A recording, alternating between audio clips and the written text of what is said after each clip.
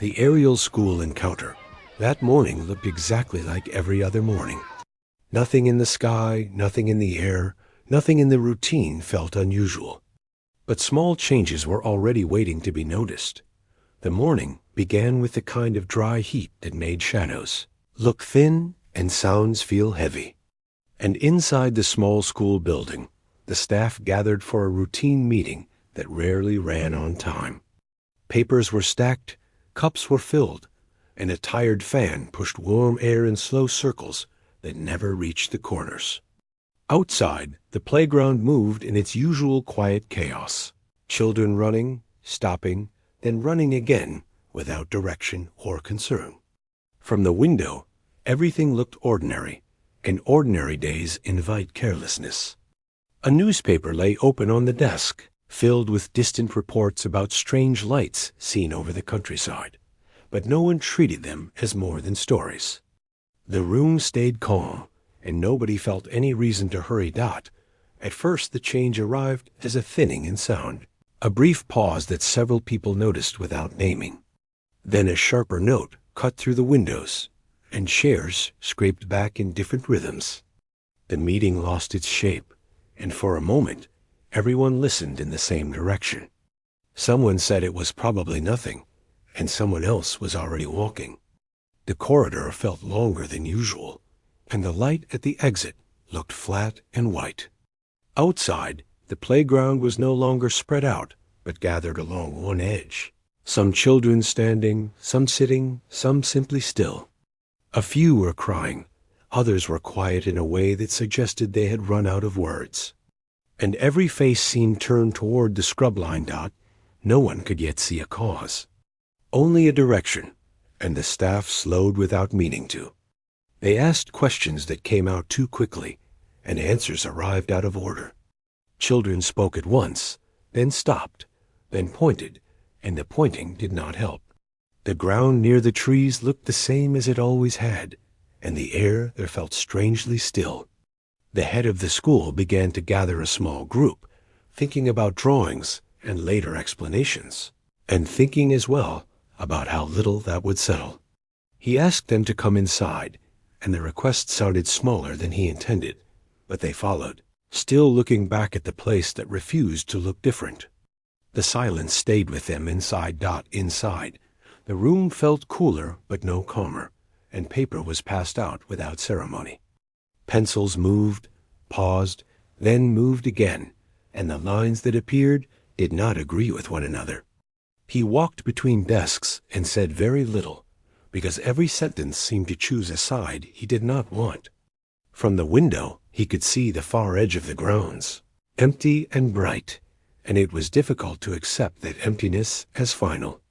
When he collected the first pages, he noticed that many of them left the same space blank in the same corner. He looked back outside, and for a moment, the light there did not match the light anywhere else. Something had changed, and he could not see it. By the afternoon, the school was quiet again, but it was not the same kind of quiet. The place where the children had pointed looked empty, yet it refused to feel normal. Some things, once noticed, do not leave when they are supposed to. The rest of the day moved forward in a careful, restrained way, as if everyone were afraid that any sudden noise might bring back the same confusion. Parents arrived earlier than usual, called by brief and uncertain explanations, and the children left in small groups that kept looking over their shoulders. By the time the last gate was closed, the playground had returned to its familiar shape, but the air above it felt thinner, as if something had passed through and taken part of the day with it.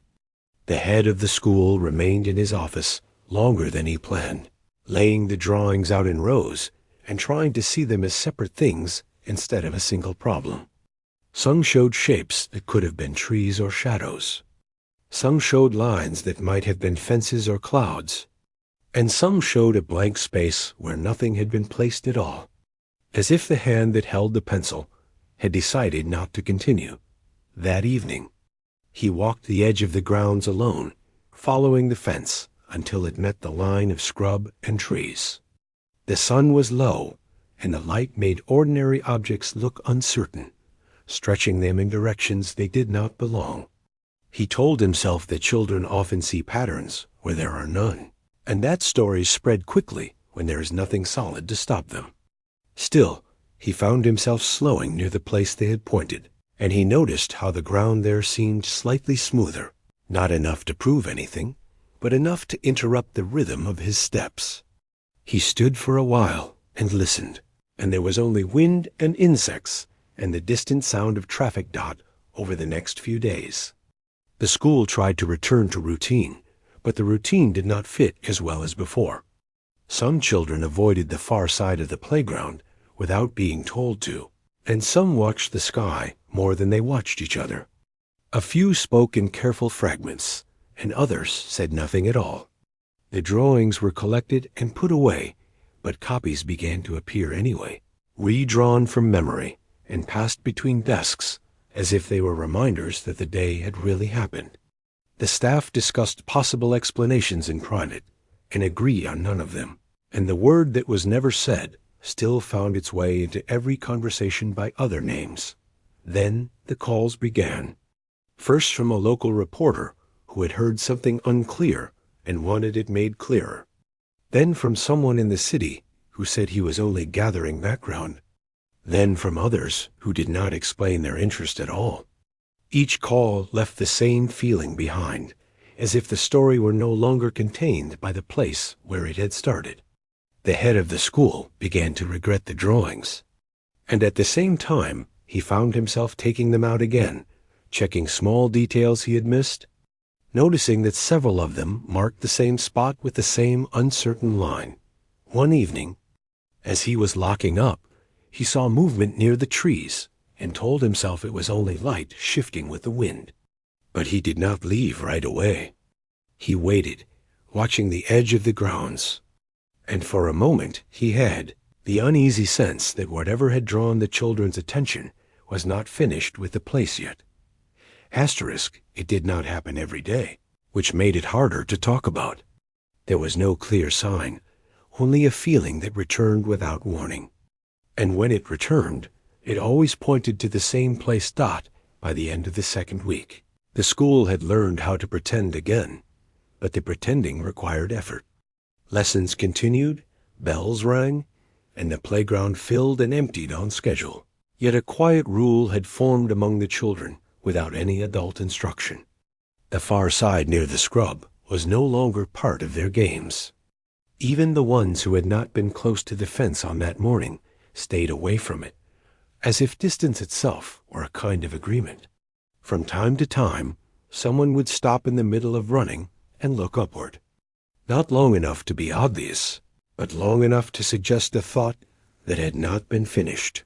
The head of the school kept his office window open now, not because it was cooler, but because he wanted to hear the playground as well as see it. He noticed how often the sound thinned before anyone reacted, how a sudden quiet could move through the children faster than a shout. Nothing ever followed it, and that almost made it worse. The grounds were inspected again, this time by people who measured and photographed and wrote notes in careful handwriting. They found nothing that could not be explained, and they explained everything they found. When they left, the place looked exactly as it had before, and somehow less convincing. The drawings did not stop. Even after the first ones were taken away, new versions appeared in notebooks and on the backs of homework pages. They were not copies, not exactly, but they kept certain shapes in the same positions, as if the memory of where something had been were more important than what it had been. The head of the school collected a few of these, without telling anyone, and laid them out beside the originals. He told himself he was only looking for proof of how stories change, but what he saw instead was how little they did. Parents began to ask questions that did not fit into the usual meetings. Some said their children had started waking at night and standing in doorways, saying nothing, as if listening for something that did not belong in the house. Others said their children had become unusually quiet in the afternoons, sitting where they could see the sky through windows and staying there until called away. None of this was dramatic enough to point to a cause, and that made it easy to dismiss. But it also made it impossible to solve. One afternoon, a teacher reported that several students had stopped in the middle of a lesson and turned their heads at the same time. There had been no sound, no shadow passing the window, nothing that could be named. They only said, when asked, that they thought something had moved. The class continued, but the room did not quite return to its earlier shape. That evening, the head of the school walked the fence again. The light was fading, and the trees were already losing their detail. As he reached the place the drawings always marked, he noticed a faint line in the dust that had not been there before, or perhaps had always been there, and had only just become visible. He stood over it for a long time, aware that he was waiting for something he did not want to see. People began to arrive who had no connection to the school. They asked careful questions and listened too closely to the answers. And when they left, the silence felt heavier than before. It started with one visitor and then became several, arriving on different days and never at the same time, each claiming a different reason for being there. Some said they were from newspapers, others said they were doing academic work, and a few did not explain themselves at all, beyond showing papers that were glanced at and handed back. They all wanted to see the same place and the same drawings, and they all asked the same questions in slightly different ways. The staff answered as consistently as they could, but consistency began to feel like a performance rather than a description. The children were gathered in small groups and spoken to one at a time. The adults who did the questioning were calm and polite, but they wrote down everything, even the pauses. Some children tried to be helpful, and some tried to be finished as quickly as possible, and some could not seem to decide whether they wanted to speak or not. What they said did not change much, but the way they said it did. The head of the school noticed that certain details were always placed in the same order, even when the children were not together, and he found himself listening more for that pattern than for the words. The visitors inspected the grounds and took photographs that looked like photographs of nothing. They knelt near the trees and stood by the fence and walked slow lines across the dust, as if they were following instructions that could not be shared. When they were done, they said that nothing unusual could be confirmed, and the sentence was repeated often enough that it began to sound less like a conclusion and more like a request. After that, other people arrived, quieter ones who did not ask permission before walking the fence line and did not take notes where anyone could see them.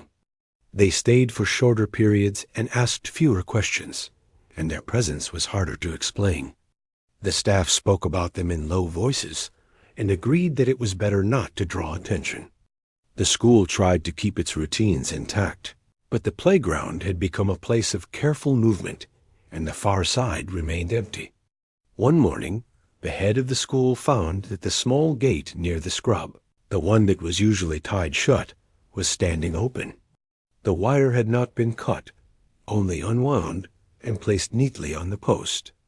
There were no clear footprints, only a disturbed patch of dust that could have been made by anyone. He closed the gate himself and did not mention it, but he did not forget it either. That same week, a child who had been among the first point toward the trees asked if it was possible for something to come back without being seen. The question was asked quietly and without expectation of an answer. The head of the school said that many things move without being noticed, and the child seemed to accept this, but did not look convinced.